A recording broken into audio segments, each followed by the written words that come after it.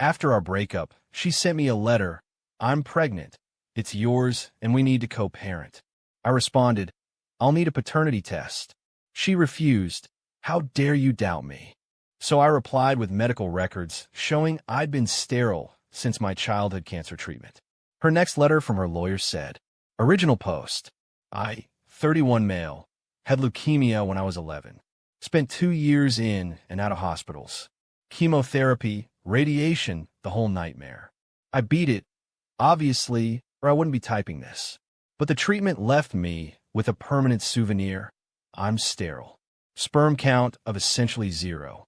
My oncologist explained it when I was 16. The chemo destroyed my fertility. It was a lot to process as a teenager, but I've had 15 years to come to terms with it. I tell you this up front because it's kind of important to the story. My ex and I dated for 2 years. We broke up about 4 months ago. The relationship wasn't terrible, but it wasn't great either. She had a habit of making everything about her needs while dismissing mine. Little things at first, always picking the restaurant, always deciding what we watched, getting annoyed if I made plans without consulting her. Then bigger things. She didn't like my friends, thought I spent too much time with my family, got weird whenever I talked about work stuff she didn't understand.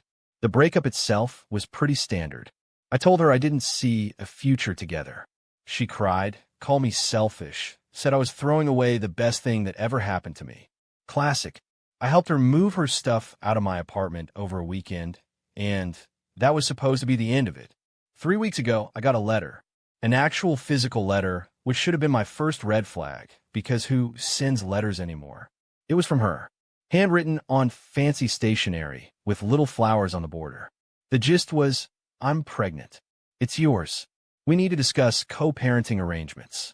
I know this is a shock, but I believe we can handle this maturely. I sat with that letter for about 10 minutes. Not because I was processing the possibility of being a father. I knew that was impossible.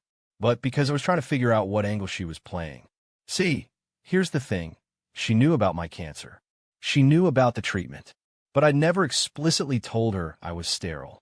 It's not exactly first-day conversation, and by the time we were serious enough for it to matter, I guess I just never got around to it.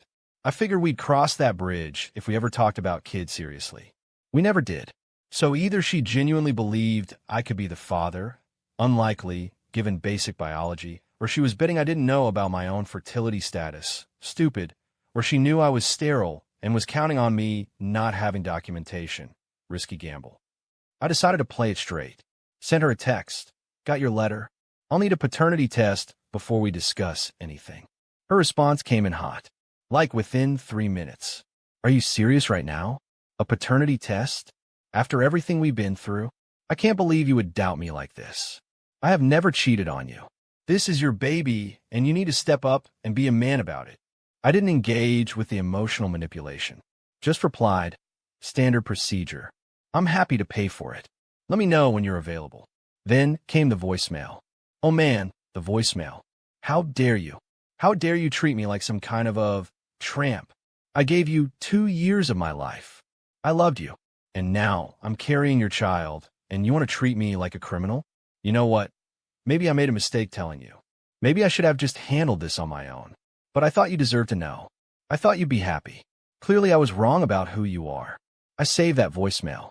Something told me I might need it later. A week went by. More texts from her demanding I accept responsibility. Her mother texted me. Yeah, she gave her mom my number at some point, telling me I needed to do the right thing and that running from this won't make it go away. I didn't respond to any of it. Just kept everything documented. Then came the kicker. Another letter, but this one wasn't on flowery stationery. It was from a law firm. A legit one. I looked them up.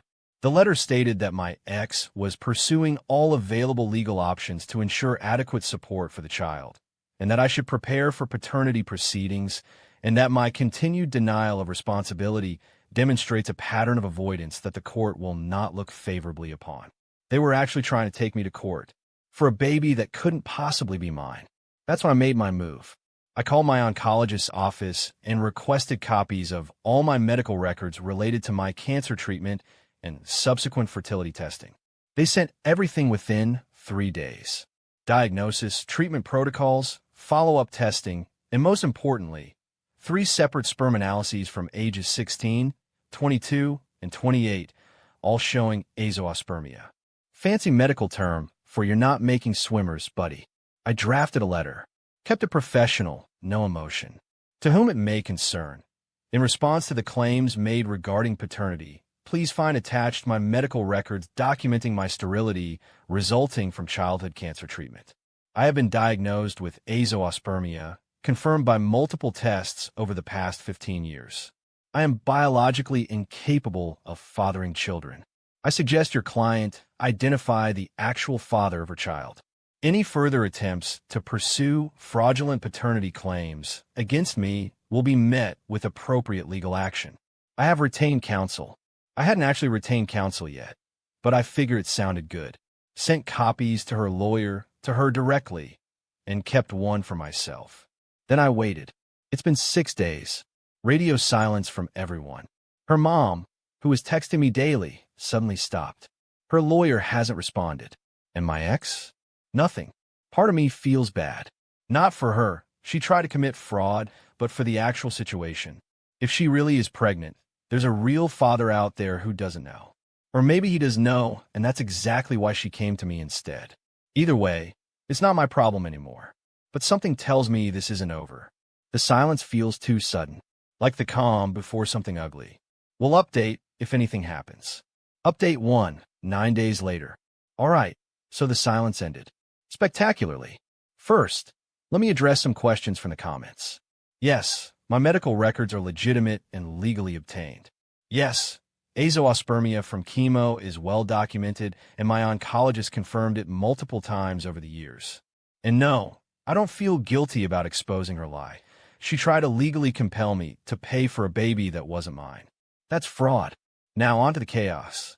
For days after I sent my letter with the medical records, I got a new letter from her lawyer. Different tone this time. Our client disputes the validity of the medical records provided and requests independent verification of your claim condition. Furthermore, our client maintains that she had no other partners during the relevant conception window and stands by her original assertion. We advise you to submit to court-ordered testing to resolve this matter definitively. They were doubling down. Even with medical proof that I'm sterile, they wanted to pretend it wasn't real. I called an actual lawyer this time. Family law specialist. Explained the situation. He laughed, literally laughed out loud, when I told him about the disputes the validity line. They're buying time, he said. She either needs to find a real father or figure out an exit strategy that doesn't make her look terrible. My guess? They're hoping you'll settle just to make it go away. He drafted a response, much more legal sounding than mine. Our client's medical records have been provided in good faith and are fully verifiable through his treating physicians. If your client wishes to pursue paternity proceedings, we welcome the opportunity to present this evidence in court.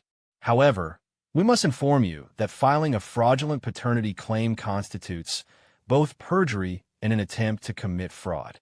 Should your client proceed, we will pursue all available remedies, including but not limited to recovery of legal fees and damages for harassment. Basically, bring it on, but you're going to lose and it's going to cost you. That letter went out on a Tuesday. By Thursday, things got messy. My ex's sister, who I'd always gotten along with pretty well, showed up at my apartment. I wasn't going to let her in, but she looked genuinely distraught. Not angry, just sad. Can we talk? Just for 5 minutes. I'm not here to yell at you. I let her in, kept the door slightly open because I'm not stupid. She sat down and immediately started crying. I'm so sorry. I didn't know. She told all of us it was yours. She swore up and down. My parents have been telling everyone they're going to be grandparents. My mom bought baby clothes already. Me, I understand this is awkward, but you know I can't be the father. You saw my letter. I know. I looked it up after you sent those records. Azoospermia. 0 sperm count. I get it, but she's still insisting. She says your records are fake or that maybe you had some kind of miracle. Me, there's no miracle. I've had 3 tests over 15 years. All the same result. Long pause. She cheated on you. Obviously. I think I even know who with. There's this guy she works with. She was always weird about him, mentioning him too much, then not mentioning him at all. You know what I mean? I knew exactly what she meant. I noticed the same thing, but convinced myself it was nothing. I confronted her about it this morning. She completely lost it. Started screaming about how everyone was against her and how you'd poisoned the family against her. Then she kicked me out of her apartment. Me? Why are you telling me this? Because, I don't know. I guess I feel like you deserve to know you're not crazy. And honestly, I'm furious at her. She's made a fool of our whole family. My parents are devastated. They thought they were getting a grandchild from a good relationship. And now they're finding out their daughter cheated and then try to trap someone else into paying for it. She left after that. Apologized again. Said she'd understand if I never wanted to hear from any of them again. Honestly, I appreciated her coming by. It felt like the first honest conversation I'd had about any of this. But then came Friday. I got a call from my landlord. Apparently someone had contacted him claiming I was running an illegal business out of my apartment and that I was dangerous. He was calling to figure out what was going on. Turned out my ex had somehow found his number and called him with a bunch of nonsense. Drug dealing, noise complaints, threatening behavior. None of it true. My landlord knew me for 3 years and didn't believe any of it, but he was obligated to follow up. Then Saturday, I got a text from a number I didn't recognize. Hey man, this is weird, but I think I need to tell you something. I work with your ex. She's been telling everyone at the office that you got her pregnant and abandoned her. She's trying to get sympathy donations for baby stuff. She asked me to Venmo her $50 for a car seat. Is any of this real? I sent him back one line. I'm medically sterile and have documentation proving it. The baby isn't mine and can't be mine. His response, holy crap. I'm telling everyone. By Monday, I heard from 3 more people from her workplace, all asking variations of the same thing. She'd apparently been working the sympathy angle hard, telling coworkers she was a struggling single mom-to-be whose deadbeat ex refused to support her. One of them sent me a screenshot of an email she'd sent to the entire department asking for hand-me-down baby items because the father abandoned me. I forwarded that to my lawyer. He added it to the pile. The pregnant victim abandoned by her heartless ex. Reality, a cheater who got caught and tried to make someone else pay, literally. I don't know who the real father is. I don't care anymore. But I'm starting to think maybe he's figured out too. Because yesterday, someone posted in a neighborhood Facebook group asking if anyone knew a good family lawyer for a complicated paternity situation. The person who posted? A guy who works at the same company as my ex. I'm grabbing popcorn for this one. Update 2, 16 days after original post. Buckle up because this got so much messy, and then, finally, resolved. So remember the guy from the Facebook group? The one asking about family lawyers? My buddy who's still Facebook friends with people from my ex's workplace did some digging. Turns out he's a project manager at her company. Mid-30s.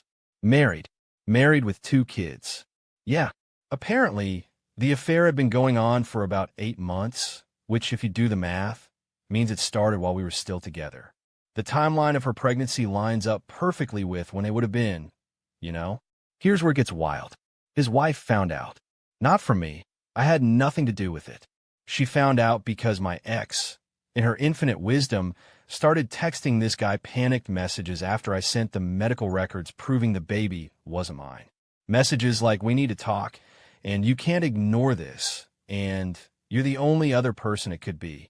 He'd been ignoring her, just flat out not responding, hoping it would go away, which meant when his wife saw those messages on his phone, she had questions. I heard all this secondhand from the sister who visited me. She called me 3 days ago, sounding exhausted. It's all falling apart. The guy from her work, his wife called our mom, called our MOM, screaming about how her daughter destroyed a marriage, and now she's going to have to explain to her kids why daddy's moving out. Me? Wait. He's actually leaving. His wife kicked him out. He's staying at some motel. And here's the thing. He's furious at my sister. He's telling anyone who will listen that she told him she was on birth control, that she said the baby wasn't his, that she tried to pin on you first. He's making himself sound like a victim. Me, convenient. Right? They're both terrible. But now my sister's in full meltdown mode. The guy won't return her calls, his wife is threatening to sue her for alienation of affection or whatever, and half her coworkers won't even look at her anymore since word got out about the fake paternity thing. Me? What about the lawyer stuff? Is she dropping the case against me? Her. That's actually why I'm calling. She's not. Me, she's what? Her. She's doubling down.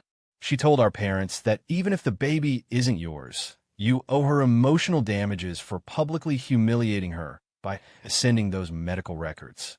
She wants to sue you for defamation. I literally had to put the phone down for a second. Me, she wants to sue me for defamation because I proved her paternity claim was a lie.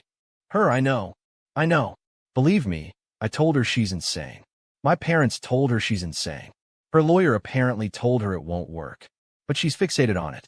She keeps saying you ruined her life and you need to pay for it. I thanked her for the heads up and called my lawyer immediately. His take, she can file whatever she wants. It'll get thrown out. Truth is an absolute defense against defamation, and you have documented medical evidence that everything you said was true. If she actually files, we countersue for malicious prosecution and frivolous litigation. She'll end up owing you money. So I waited. Again, 2 days ago, I got what I'd been waiting for. A letter from her lawyer's office. Different letterhead this time. Looks like she switched firms, probably because the first one realized they were representing a losing case. The letter stated, "Our client has elected to discontinue pursuit of paternity claims against you. However, she maintains that your disclosure of her personal medical information, her pregnancy, to third parties constitutes a violation of her privacy. She is willing to forego further legal action in exchange for 1. A formal written apology, 2. A payment of $15,000 for emotional distress, and 3. A non-disclosure agreement preventing you from discussing this matter publicly. $15,000 and an apology for defending myself against fraud." I wrote the response myself. My lawyer cleaned up the language, but the content was all me. Your client initiated this matter by falsely claiming I was the father of her child and pursuing legal action based on that false claim. All disclosures I made were in direct response to her accusations and were necessary for my legal defense. Your client's pregnancy was disclosed by your client herself in the original letter she sent to me and in subsequent communications to my employer, my landlord, and multiple third parties where she portrayed herself as an abandoned pregnant woman. I made no public disclosures beyond providing truthful medical evidence to refute her false claims. Your demand is rejected in its entirety. Any further correspondence of this nature will be treated as harassment. Should your client file any additional frivolous claims, I will pursue all available legal remedies, including recovery of fees and damages.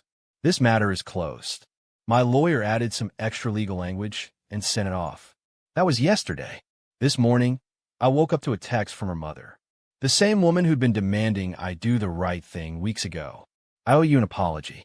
I believe my daughter without question, and I said things I shouldn't have. I now know the truth.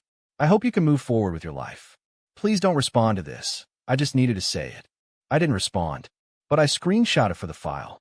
As of right now, the situation is this.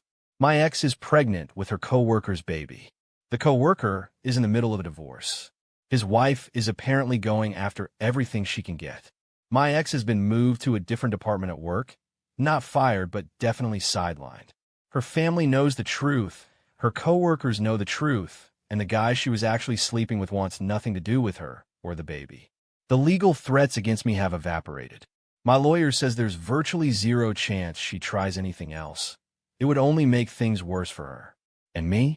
I changed my number, blocked everyone associated with her on everything, filed all the documentation away in case I ever need it again. Final update, 21 days after original post. This is my last update because, thankfully, there's not much left to tell. The final piece fell into place 3 days ago. I got a call from my lawyer saying he'd received one more communication from my ex's legal team. Not a threat this time, just a brief statement. Our client acknowledges that paternity claims against your client were made in error. No further action will be pursued. Our client requests that your client refrain from any public discussion of this matter. Made in error. That's how they phrased it. Like she accidentally accused me of being the father of a baby I biologically cannot create. Like it was a clerical mistake and not a calculated attempt at fraud. My lawyer asked if I wanted to push for anything, an actual admission of wrongdoing, compensation for my legal fees, something. I thought about it. But honestly, I'm tired. I just want this done. I told them to send back a simple acknowledgement that we received their letter and consider the matter closed. No agreement to stay silent.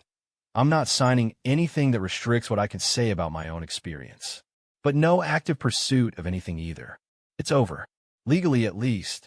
Here's what I know about the fallout, pieced together from the sister and a few mutual acquaintances.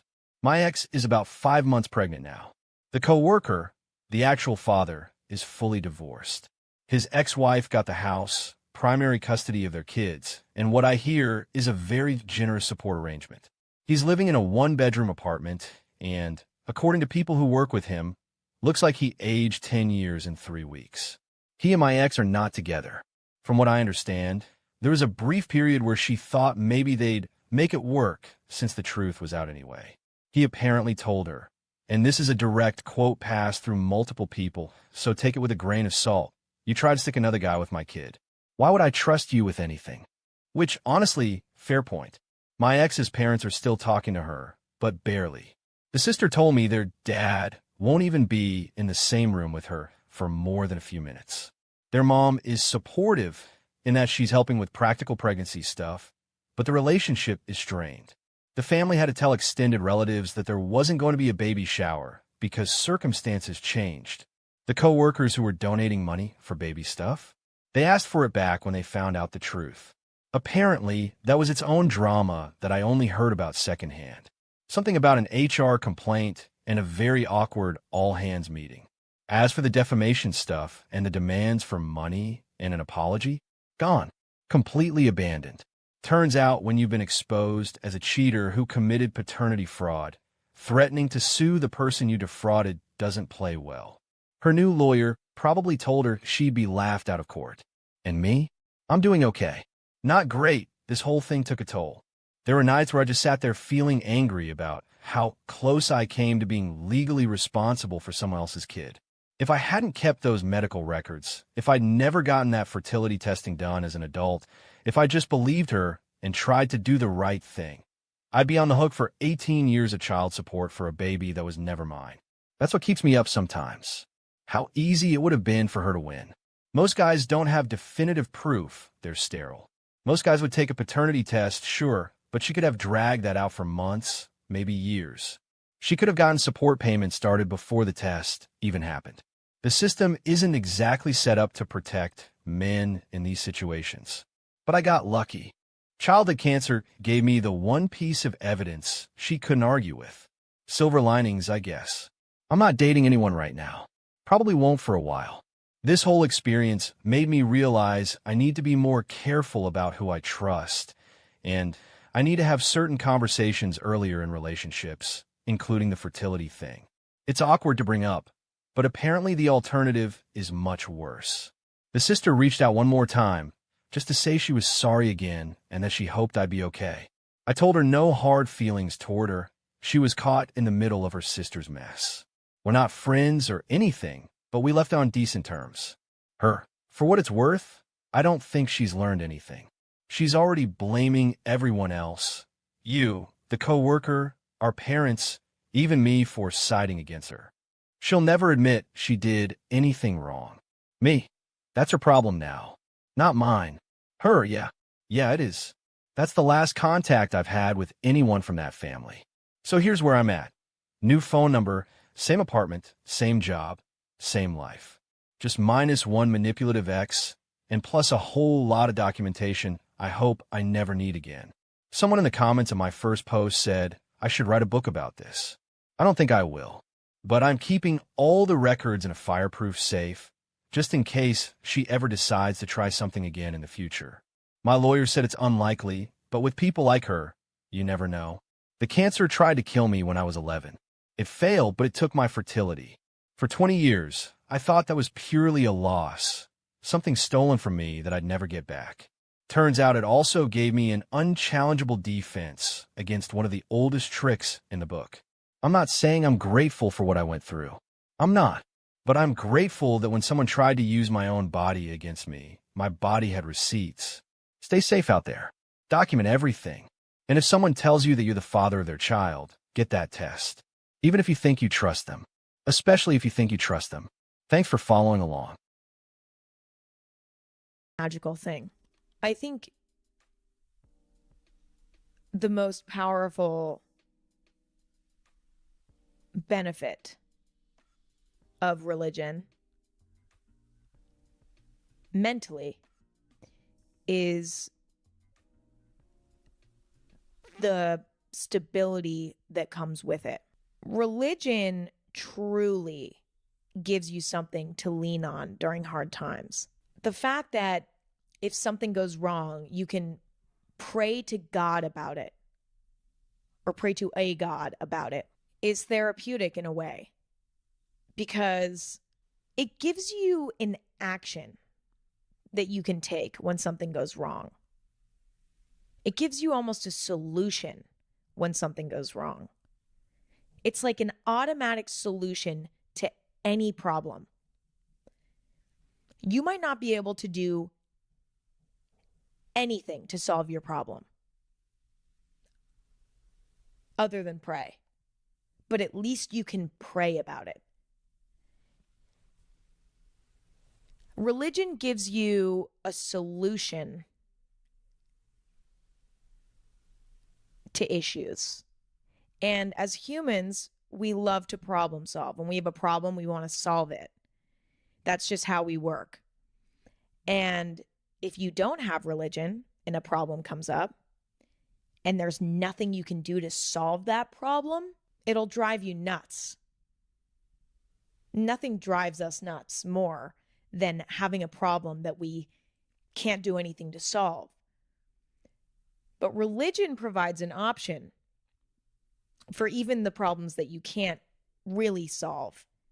And that's through praying and through worshiping in some way. There's also something comforting about knowing that there's a higher power that has your back, that's looking out for you. That gives people a sense of safety, when in reality,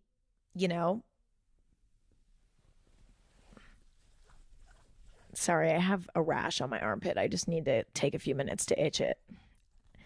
I've had the same rash in my armpit for 5 years. Like, it's not going away. I showed my dermatologist and they were like, we don't know. So I'm like, is it ringworm? Like, I thought it was ringworm for like a year.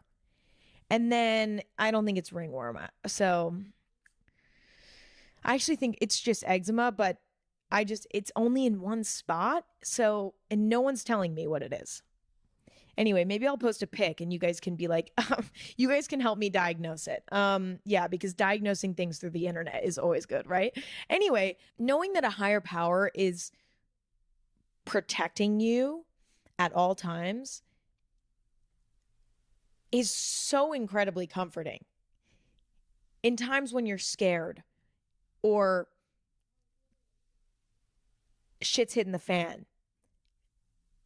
in the back of your mind, you feel like you're not alone, that you have